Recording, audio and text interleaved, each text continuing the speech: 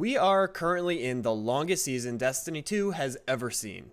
We're about at the point where we would have been anxiously awaiting the release of the final shape. Actually, as of recording this, the original release date would have been this coming Tuesday.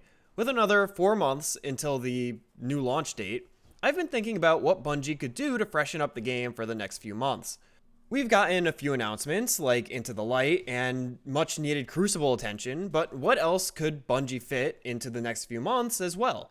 As a professional game dev myself, I've also had to think about filling content releases in a similar way. How do we keep the game fresh? Can we add new content easily?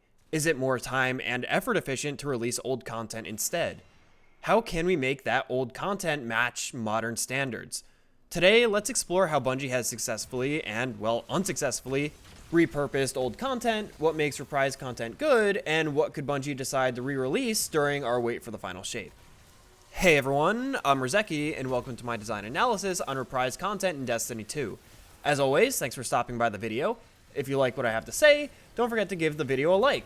I try my best to upload weekly design videos, and I also live stream regularly, so if that's something you're interested in, don't forget to subscribe to be notified when I upload.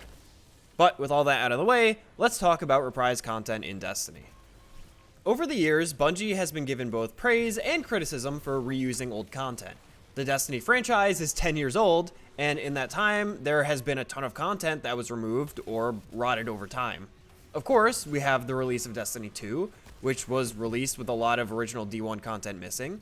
We also have the infamous Destiny Content Vault, which is where everyone's favorite D2 content goes to die. And lastly, we have a number of activities and such that are removed for one reason or another, typically seasonal content that is removed at the start of a new expansion. With improvements to the game engine and development over the past few years, Bungie has been able to bring back a lot of this old content. We've had massive successes like the reprisal of D1 raids, such as Vault of Glass and more recently Crota's End, and we've also had major misses like the return of the EAZ every year during Guardian games, or the soft revival of modes like Blind Well in the current season. I want to get to the bottom of what makes some revivals universally liked while others make the community angry. To understand what makes a reprisal good, we first need to understand why you would bring back content in the first place. There must be a strong reason for bringing it back after all. Wasting dev cycles on content that you already removed or forgot about takes those devs away from making new content. I think there's a few factors that could lead to content being reprised. For one, and probably most importantly, the content in question is, of course, a fan favorite that was removed. Off the top of my head, something like the Presage exotic mission comes to mind. A mission like this was a fun activity to play, had interesting story implications, and rewarded the player with a really awesome piece of loot upon completion. Especially for a mission like Presage, which had a lot of replayability value, for it to be removed was kind of a blow to players that loved it. Reprising the mission gives those original players the chance to play the mission again, and it also allows new players to experience it for the first time. There's some more that goes into the Presage reprisal itself, but I'll get to that later. Next up, devs may want to revitalize content that is still in the game, but has rotted over time. What do I mean? Let's look at a dungeon like Pit of Heresy. It's a great dungeon, cool atmosphere, pretty good encounters, but it literally has the worst loot in the entire game. Over the years, Pit of Heresy has begun to be, well, outclassed by new content released, and it shows. I think the only reason to run Pit currently is for Xenophage, maybe? Regardless, you don't want content in your game to not be played. As a dev, having content no one plays takes up valuable space in the game files, so you might as well remove it if it's unused. Reviving this kind of content brings players back into playing it, and it also gives you an opportunity to add new loot into the game, or touch up some encounters. Today's TWID announced an update to the Prophecy dungeon, which is doing exactly this. Prophecy was a great dungeon, but underplayed due to, well, the subpar loot pool. I think reprising Prophecy gave the devs a chance to bring it back up to modern standards, and it also gave them an opportunity to bring some new weapons into the game. My third and fourth points kind of go hand in hand. These are mostly developer focused, but also benefit the players. Especially when considering the position we're in right now, bringing back old content can be used to freshen up and fill a content drought with minimal dev effort. With the devs busy working on making the final shape great, they still need to provide something to the players to keep them playing the game. A live service game requires a constant drip of content to keep the game alive. And in an unexpected situation, such as the final shape being delayed, They need something to fill that gap and continue drip feeding content to the players. Old content is the easiest way to accomplish that. The quickest and dirtiest way to do this is to update the loot pool of existing raids, for example. Last Wish and Deepstone Crypt received updated perk pools and the ability to craft their weapons. When each of these raids was reprised, players went crazy, farming these activities to get their hands on the loot that they were looking for. All the devs had to do was design some new weapon rolls, a new origin trait, and hook the weapons up to the existing crafting system. Super easy, and the content was immediately fresh again. So those are the main reasons for bringing old content back. But now we're left with the question of why some reprisals are loved and some are just hated. So what makes one reprised content better than another? Starting with good reprisals, we have the big ones and we have small ones. The biggest of all is, of course, reprised D1 raids. Let's just look at Crota's End and why that was so successful. If I went into super detail, I could make another 40-minute retrospective like I did for Root of Nightmares. So we're just going to kind of give Crota's End an overview. Which, by the way, if you haven't seen the Ron video, it was my first real design analysis on the channel, and I think it's still worth a watch if you haven't seen it. So definitely check it out if you're interested. Anyway, here's what I think went right with Crota's End. By the nature of being a major raid from D1, I think players already wanted to be able to play it again in D2. Interestingly enough, Crota's might have been the least popular raid to have a chance at reprisal, which put it in a unique position. Bungie did a lot right by this raid. They gave it a complete visual overhaul, as expected from reprising D1 content, as well as making a number of other improvements. Each encounter received mechanical updates, namely with the Chalice of Light buff, and the difficulty of the raid was increased, including adding a master difficulty. And, of course, there was a massive loot refresh as well. The weapons alone pushed players to play the raid, since options like the Now Strand Swordbreaker, the Song of Ur, and of course Necrochasm were returning to the game in a very strong state.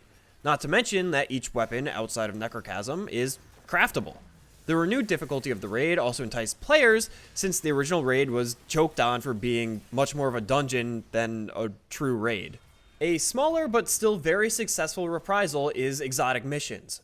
Not only were exotic missions fan favorites, but they were completely removed from the game. At least for Crota's End, you can still play it in D1. Currently, Presage is the only mission that was completely removed to be reprised. Seraph Shield and Vox Obscura were released in the previous expansion, so they kind of never got removed in my opinion. But whatever. I'm assuming we'll also be getting the return of the Whisper of the Worm mission or 0 Hour as well. I touched on this before, but Presage did a number of things right. For one, just bringing back a fan favorite is a big boon. But it also provided a refresh for its exotic weapon, Dead Man's Tail, and it also brought back a number of weapons from the Season of the Haunted that were removed from the loot pool after Lightfall was released. This mission was a triple whammy. A great mission, a craftable exotic, and now a farming source for previously removed weapons. All really good things here. Now, of course, if we're looking at good things, then we also have to look at some bad examples and what went wrong with them. The biggest slap in the face recently was the attempted revival of Blind Well. Now, Blind Well, like Pit of Heresy, is an activity that was never removed, but rather has rotted over time. It was an activity with a poor loot pool and uninteresting gameplay. Stand in one spot, kill ads, move to the next spot, repeat, kill boss, get chest. It had low enemy population, no real difficulty, and with no loot worth chasing, it fell out of favor quickly with players. In the Season of the Wish, the current season, Blind Well was given a small refresh. Dreaming City weapons were reprised, Blind Well was now a featured activity in the weekly story, and more recently Riven's Wishes, and it was even given a spawn node on the map. So what went wrong? Bungie only updated the loot and the power level of the activity.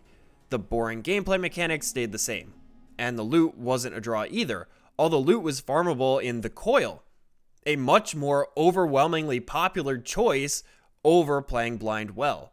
Players, including myself, felt that forcing Blind Well onto us without substantial updates was a bad decision. The real miss here was bringing back an already unliked activity with no changes that improved it, which is what made it a failure of a reprisal. Now that we know all this about content refreshes, is there space here to make meaningful content reprisals in the time before the final shape? I think the answer is a big yes. As I already said, we don't need something as big as a raid reprisal to have a meaningful refresh. Presage was simple to bring back for the most part. And even more simple is the refreshes to Prophecy coming, as well as raid weapon refreshes in raids like The Last Wish and Deepstone Crypt. To be understanding of the current dev cycle at Bungie, I think the simpler changes are the best option here. We want to bring something back to the game that requires little dev effort, but still makes a substantial impact. Well, we're getting a Prophecy refresh, so we might as well get a Pit of Heresy refresh too. Update the weapon pool, even if that just means improving moon weapons as a whole and adding them into the dungeon loot pool. We could also refresh weapons from the Garden of Salvation raid. Not only does this raid fit perfectly with the theme of the current season, but the weapons have for sure become forgotten over time. Divinity is the only real draw to play Garden, and although the raid has some mechanical issues, it's still a great raid. Touching up the weapons with new craftable perks would draw people to play the raid again, and bringing Garden back into the limelight will give the devs an excuse to maybe fix some of the inconsistent behavior with a couple of the raid mechanics. So, what is the secret sauce for bringing old content back to the game? Really, it's all about bringing back the right content and making changes that are meaningful to the player. It's not magic, but a careful look at what players liked and what would improve the overall experience. Making big sweeping changes like bringing a D1 raid back are awesome, but not required all the time. And even just looking at raids, improving the encounter mechanics, adding good loot, and updating the difficulty are all that is really needed to be done. Improving the quality of life and activities is also important. Blind Well was a miss because of this. The gameplay was never improved, and players were left with an activity that was the same as it was originally. Even the least impactful changes, like adding old loot to exotic missions or making old raid loot craftable, really made players excited to replay some of these activities.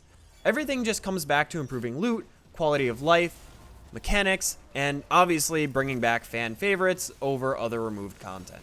And that's what I think makes some Destiny reprisals good and some bad.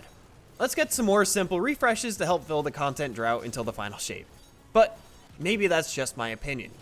What do you think? Should Bungie continue bringing back old content, or should the focus be on working on new things? What do you want to see before or even after the final shape? Let me know down below or over in our Discord server, also linked below. And if you liked the video, don't forget to subscribe and hit the like button to get more videos like this one sent straight into your YouTube feed. But with all that said, as always, I've been Rizeki, thanks for watching, and I'll see you next time.